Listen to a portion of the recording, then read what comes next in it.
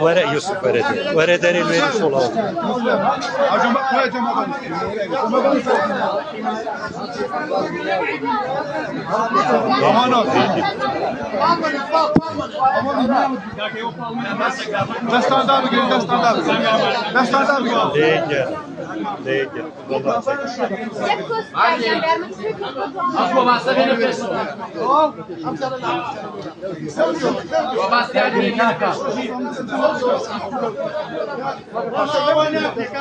جماعة بعد ساعتين هناك كم صورك عم بتشردوا عزيزنا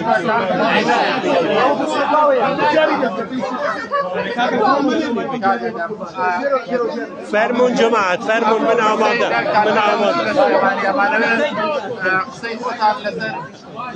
یک دقیقه جماعت یک دقیقه یک بسیار کن بس لسر حتکا بس دست زوم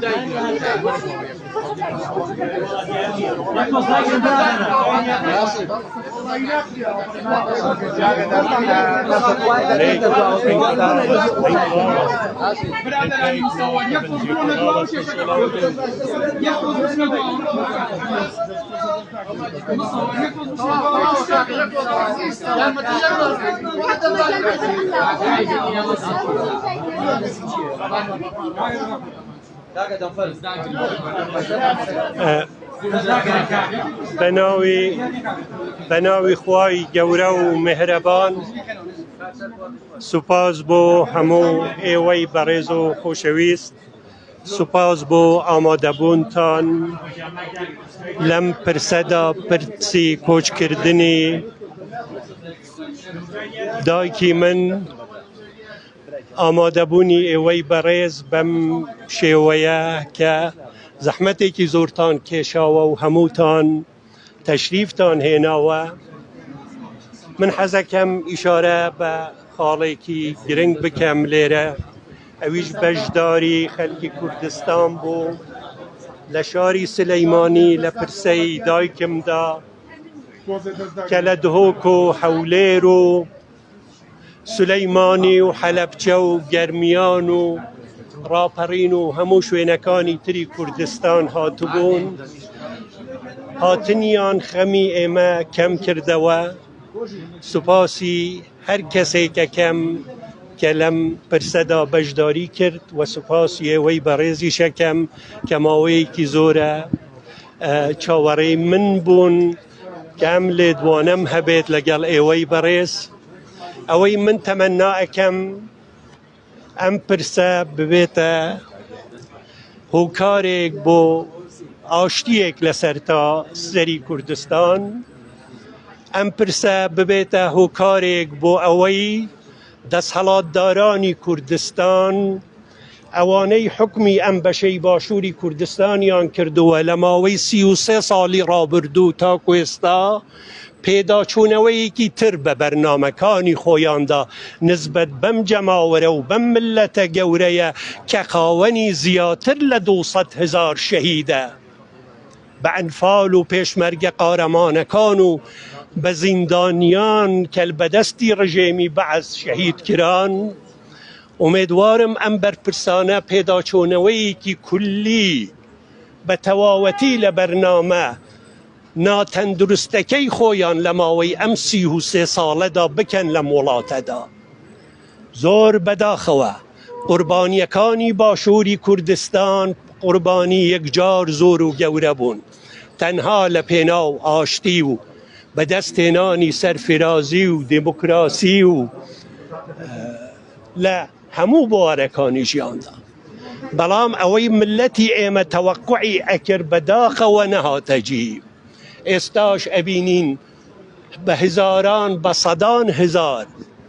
کارمن هجار هاولاتیان لدست زور شتی کم انالینن نبونی موچه نبونی جیانی کی سرفرازی نبونی کرامت بو تاک تاکی کرد ام ملته لدستی ام بابتان انالینن ما ادعای اومان کرد که علم بشی باشوری کردستان دا سیستمی کی دموکراتی دا امزرینین هاتین یکمین هەڵبژاردن مان لە ساڵی 1992 دەستی پێ کرد تاکو ئێستا ئەمە 32 ساڵەیە هیچ بنەمایەکی دموکراتی لەم وڵاتەدا نەهاتە دامەزراندن. سیستەمەکە بە شێوەیەک بەرەو پێشچوو چۆن بۆ بەرپرسانی ئەم وڵاتە باش بوو، بە سوودیان بوو، بە قازانجیان بوو. بەم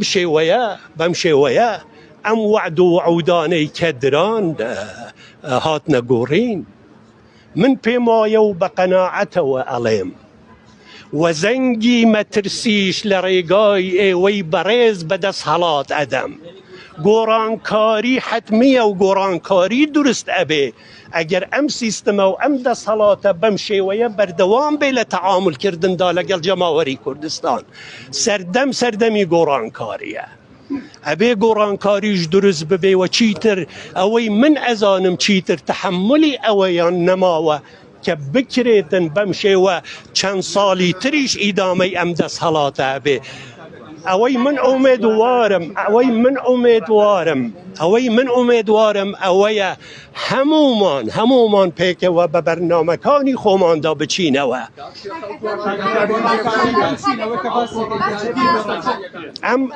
ئەم گۆڕانکاریە بە دەستی جەماوەر ئەکرێت. جەماوەر وا خەریکە ئەگاتە ئاستێک کە چیتر بابەتەکانی 33 ساڵی ڕابردوو قبول نەکات.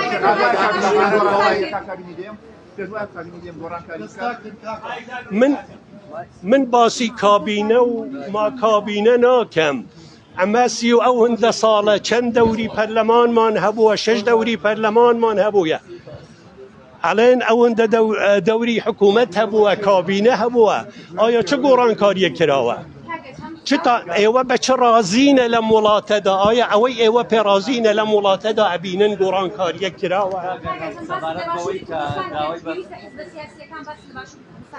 پێویستە حیزبە سیاسیەکان یاریمی کوردستان و باشوور چۆن لەو دۆخی ڕۆژاوا بڕوانەوە، چۆن هەڵوێستیان لێ بۆ دۆخی ڕۆژاوا چی بکرێت؟ من پێم وایە چ ڕۆژ ئاوا بێت،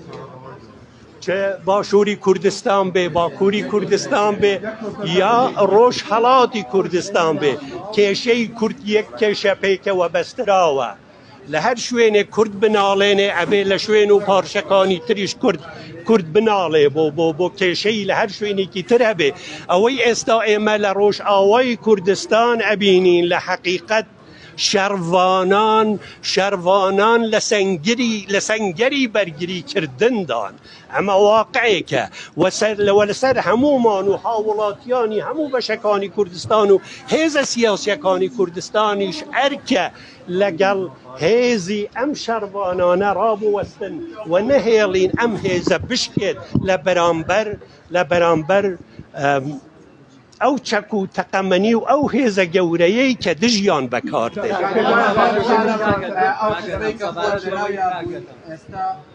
بۆ پرسەکەی تەنانەت نتوانێت بچیتەوە هەڵێ